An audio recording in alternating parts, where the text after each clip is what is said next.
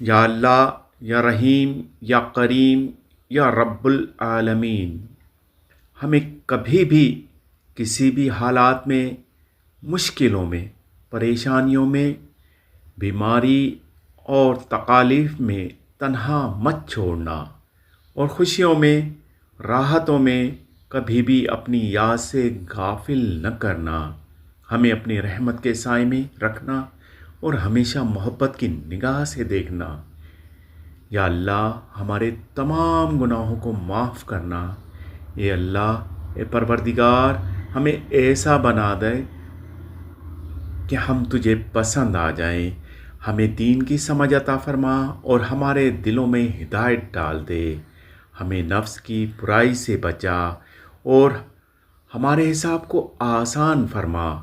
یا اللہ، مرحومین کو جنت الفردوس میں اعلیٰ مقام عطا فرما۔ یا اللہ، امت مسلمہ کی حفاظت فرما۔ یا اللہ، فلسطین کے مسلمانوں کی مدد فرما۔ یا اللہ، سب کا بھلا ہو، سب کی خیر ہو، آمین ثم آمین۔